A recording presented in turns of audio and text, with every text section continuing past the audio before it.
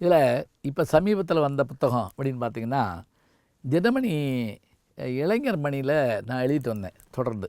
அதாவது அவங்க என்ன பண்ணாங்கன்னா, மோட்டிவேஷன் இது இருக்கணும், அதுக்கான ஒரு ஒரு தொடர் எழுதுங்கன்னாங்க. ஓராண்டு எழுதுனாங்க. 52 வாரம் 52 வாரம் அது எழுதுனேன். அந்த உன்னோடு போட்டி போடு அப்படின்னா என்ன அர்த்தம்னா, முதல் விஷயமே நமக்கு போட்டி யார் அப்படின்னா, நம்ம வகுப்பில் படிக்கிற போது நமக்கு போட்டி, நம்ம 2வது ரேங்க் இருந்தால் முதல் ரேங்க் பையன், 3வது ரேங்க் இருந்தால் முதல் 2 பேர், 20வது ரேங்க் இருந்தால் பிரச்சனையே இல்லை. அப்போ நம்ம அடுத்தவங்களோடு தான் போட்டி போடுவோம். பார் அவனை பார் எப்படி படிக்கிறான் பார், அவன் பார் எப்படி எழுதுகிறான் பார், அப்படி சொல்லுவாங்க. நான் இதில் என்ன சொல்லியிருக்கேன் அப்படின்னா, நமக்கு போட்டியாளர் பிறரே கிடையாது, நமக்கு போட்டியாளர் நாம் தான். அது எப்படி முடியும்? நான் ஒரு முறை ஒரு செய்தியில் படித்தேன். அதாவது உயரம் தாண்டுதல் முறையில் போல் வால்ட் என்ற ஒரு விளையாட்டு இருக்குது. 2 கம்பு இருக்கும், ஒரு குச்சி இருக்கும். இதை இப்படி குச்சியை ஊண்டி மல்லாக்க அப்படி மேலே போய் அந்த பக்கம் தலை விழுகணும். இதில் ரஷ்யாக்காரர் ஒருத்தர் முதல் முறை ஒரு குறிப்பிட்ட உயரம் தாண்டுறார். அதான் ஒலிம்பிக்கில் சாதனை.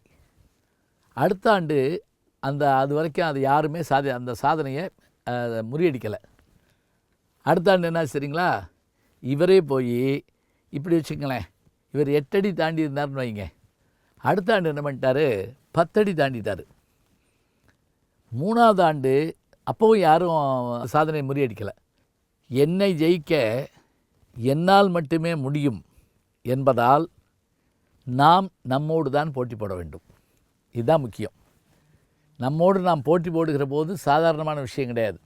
ஏன்னா நம்ம சின்ன சின்ன விஷயங்களை திருப்தி அடைஞ்சிருவோம். ஒரு கவிதை பத்திரிகையில் வந்துட்டால் கவிதை எழுதி நிறுத்திடுவாங்க, ஒரு கதை வந்துட்டால் நிப்பாட்டிடுவாங்க, ஒரு பேச்சு ஒளிபரப்பாயிட்டா நான் டிவியில் வந்தவன் முடிஞ்சு போச்சு, ஒரு வானொலி பேச்சு அதுவே முடிஞ்சுங்க, அவ்வளோதான். ஒரு சினிமா, என் லைஃப்பில் ஒரு சினிமாவில் நடிக்கணும்னு நினச்சேன், அதோட முடிஞ்சிச்சு. அப்படி இல்லை, எல்லாத்துலேயும் ஒரு வகையான போட்டி இருக்கணும், எல்லாத்துலேயுமே ஒரு இது இருக்கணும். ஒரு தடவை என் இனிய நண்பர் கமலஹாசன் அவர்கள் ஒரு பேட்டியில் சொல்கிறாரு, நீங்கள் நடிக்க வராமல் வேறு துறைக்கு போயிருந்தீங்கன்னா என்ன இருப்பீங்க? அவர் சொன்ன ஒரு பதில், நான் தெருக்கூட்டுவோராக வேலை கிடைத்து பார்ப்பேனானால் அந்த தொழிலும் என்னை மிஞ்ச ஆளில்லை என்று நான் சொல்லுவேன். வேலையை குறைவாக சொல்லலை, எனக்கு கிடைக்கின்ற எந்த வேலையாக இருந்தாலும் என்னை காட்டிலும் யாரும் சிறப்பாக செய்ய முடியாது என்பதை நான் சொல்லுவேன். இதாங்க அடிப்படை. இதை வச்சுக்கிட்டு நான் தொடங்குவேன். எப்படி தொடங்கியிருப்பேன்னா, ஒரு குழு நான் ஒரு முறை இங்கே ராமேஸ்வரத்துக்கும் அதுக்கு முன்னாடி இருக்கக்கூடிய பாம்பனுக்கும் இடையில் முயல் தீவு, நல்ல தண்ணி தீவுன்னு நிறைய சின்ன சின்ன தீவுகள் இருக்குதுங்க. கச்சத்தீவெல்லாம் அங்கே தான் இருக்குது.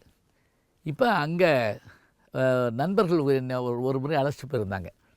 அதாவது ஒரு கூட்டம் முயல் தீவுக்கு இதில் போய் ஸ்டீமரில் போய் அங்கே இறங்கி ஒரு 100 பேர் மட்டும் அங்கே சமையல் பண்ணி சாப்பிட்டுட்டு சாயங்காலமாக நான் அந்த மணலில் பேசிட்டு அப்புறமா மாலை ஆனோடனே நாங்கள் புறப்பட்டு வந்தோம். இது ஒரு 10, 20, 15 வருஷத்துக்கு மேலே நடந்தது. நான் அதை அடிப்படையாக வச்சுக்கிட்டு ஒரு குழு புறப்படுறாங்க. அப்படி புறப்படுற போது அதில் ஒரு பேராசிரியர், நான் தான் வச்சுக்கங்களேன், ஒரு பேராசிரியர், ஒரு அறிவியலாளர், ஒரு சயின்டிஸ்ட், அப்புறம் ஒரு கடல் ஆய்வு நிபுணர், அதில் ஒரு கடவுளை நம்பாத ஒரு நாத்திகர், மீனவர்கள், குழந்தைகள், ரொம்ப இன்டலெக்சுவல்வுங்க, அப்புறம் மாடர்ன் பாட்டி, அதாவது வயது வேணால் அவங்களுக்கு 70 வயது இருக்கலாம், ஆனால் அவங்க ஆண்ட்ராய்டு அம்புஜம் அப்படின்னு அவங்கள சொல்லுவாங்க. எப்போவுமே கையில் இது வச்சுக்கிட்டே இருப்பாங்க. இவங்க பேத்தி அவங்கள காட்டில் ரொம்ப அறிவான பிள்ளையாக இருப்பாங்க. இவங்க எல்லாம் தாங்க பாத்திரங்கள்.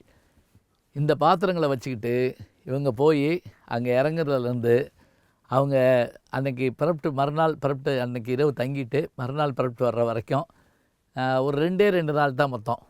ஆனால் நீங்கள் இந்த புத்தகத்தை படித்து பார்த்தீங்கன்னா இதனுடைய அந்த பயணம், நீங்கள் இப்போ நான் அந்த கடலை பற்றி சொல்லியிருக்கிறதும், கடலில் காலை, மதியம், இரவு, நிலவு, சூரியன், பறவைகள், மீனவர்கள், அதிசயமான செய்திகள் என்று அத்தனையும் சொல்லியிருப்பேன். ஒரு சின்ன டீசர் மாத்திரம் சொல்கிறேனே, இறங்கினோடனே எல்லோரும் அந்த கடல் அந்த தீவினுடைய மறுபக்கம் பார்ப்பாங்க, அலையே இல்லாமல் இருக்கும்.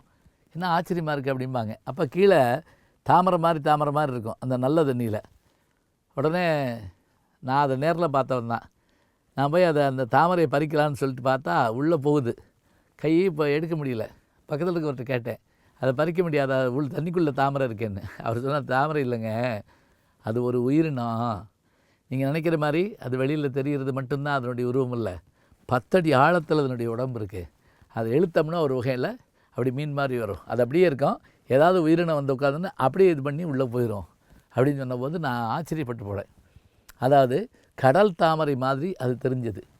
இதுக்கு நான் என்ன சொல்லியிருப்பேன்னா, இதே மாதிரியான செய்திகள் இலக்கியங்களில் என்னென்னலாம் இருக்குது அப்படிங்கிற விஷயத்த நான் ஒப்பிட்டு சொல்லியிருப்பேன்.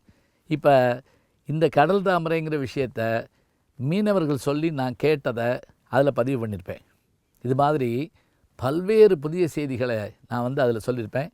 நீங்கள் அதெல்லாம் படித்து பாருங்கள். என்னுடைய கிண்டல் ஜி ஞானசம்பந்தன் யூடியூப் சேனலுடைய இதில் இருக்குது. அதுக்கான லிங்க்கும் நாங்கள் கொடுத்துருக்குறோம். நீங்கள் படித்து பாருங்கள்.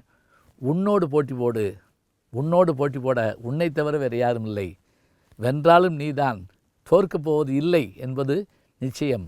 அதனால் வெல்லுவதற்கான முறைகள் அதில் சொல்லப்பட்டிருக்கின்றன. தொடர்ந்து பாருங்கள். நல்ல செய்திகளை நாளும் சிந்திப்போம். நாளை சந்திப்போம். அன்பிற்கினிய யூடியூப் நேயர்களே, நீங்கள் என்னோடு இன்னும் நெருக்கமாக தொடர்ந்து வர வேண்டும் என்று சொன்னால் இன்ஸ்டாகிராம், ட்விட்டர் போன்ற பதிவுகள்லேயும் என்னை நீங்கள் தொடருங்க. பின்தொடர்ந்து வாருங்கள். நாம் எல்லோரும் முன்தொடர்ந்து